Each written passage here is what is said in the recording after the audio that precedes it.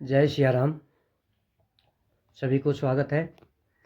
आज जो है एक खास बात पर चर्चा कर रहे हैं।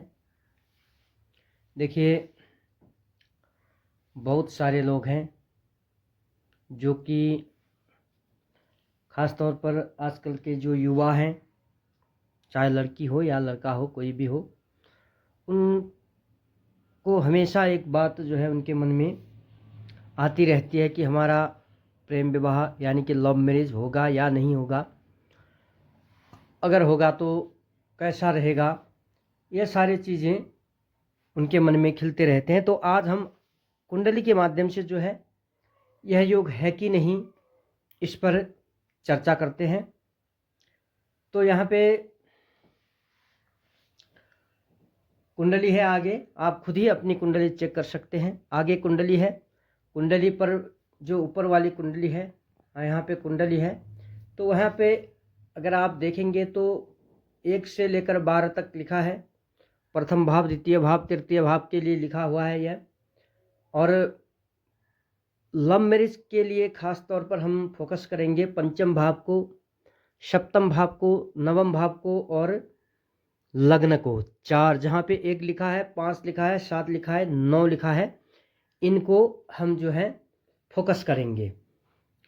तो पंचम भाव है लव का भाव, सप्तम भाव है शादी का भाव, नवम भाव है भाग्य का भाव, साथ ही भावम भाव से पंचम भाव का पंचम है, इसीलिए जो है पंचम भाव, नवम भाव को भी लिया जाएगा। और सप्तम भाव शादी का भाव है, तो सप्तम के सप्तम जो है लग्न है, इसीलिए लग्न को भी लिया गया है। तो 4 भावों को हम फोकस करेंगे।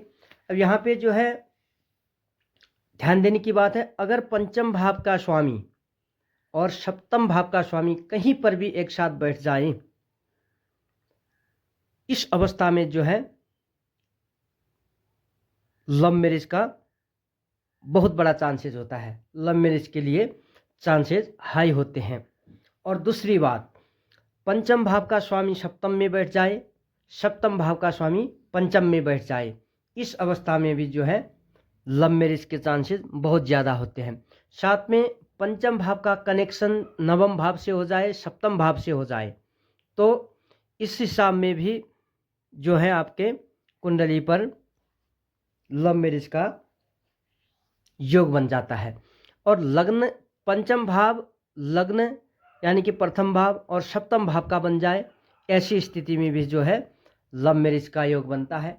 और पंचम भाव, नवम भाव और लग्न का, साथ में सप्तम का, इनका मिल जाए तो उसके बाद भी जो है लव मैरिज का योग बनता है। अब यहाँ पे दृष्टि को भी विचार किया जाएगा। अगर सप्तम भाव का स्वामी जहाँ कहीं भी हो, मान लिया जाए सप्तम भाव का स्वामी बैठा है आपके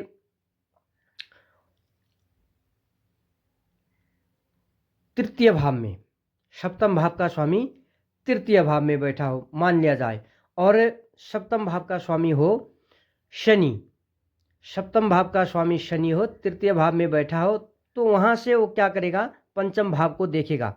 और पंचम भाव का स्वामी, पंचम भाव का स्वामी सप्तम भाव को देख रहा हो, एक दूसरे के भाव को देख रहे हैं, सप्तम का पंचम को देख रहा हो, पंचम का सप्तम को देख रहा हो, इस अवस्था में भी क्या होता है, लव मैरिज होने के चांसेस ज़्यादा होते हैं। बहुत सारे योग हैं, उनमें से कुछ योग हैं जो कि अब यह जो बताए गए हैं उनमें से कुछ महत्वपूर्ण योग हैं। बहुत सारे योग होते हैं, लेकिन जो है उनमें से कुछ महत्वपूर्ण योग है। साथ में जो है पंचम भाव का स्वामी अगर सप्तम भाव के स्वामी का मित्र हो, पंचम भाव का स्वामी सप्तम भाव के स्वामी का मित्र हो, और पंचम भाव के स्वामी सप्तम भाव के राशि पर उच्च का होने वाला हो, ऐसी स्थिति में भी जो है लव मैरिज के चांसेस बनते हैं।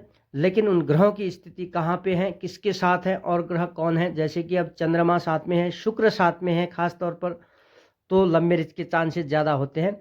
अगर मांगलिक कुंडली है तो लव मैरिज के लिए आपको जो है कुंडली मिलान करके ही लव मैरिज किया अभी तो कुंडली मिलान करके ही करना है, अदरवाइज जो है मैरिज लाइफ जो आगे जाके डिस्टर्ब हो जाता है। यानी कि अब ये मंगल का क्या प्रभाव होता है इसके लिए अलग वीडियो बनाएंगे। अभी तो जो है केवल लव मैरिज के लिए यहाँ पे वीडियो बन रहा है, तो इस हिसाब से जो है ग्रहों की स्थिति बनती है तो लव मैरिज का चांस बनता है। धन्यवाद अभी के लिए।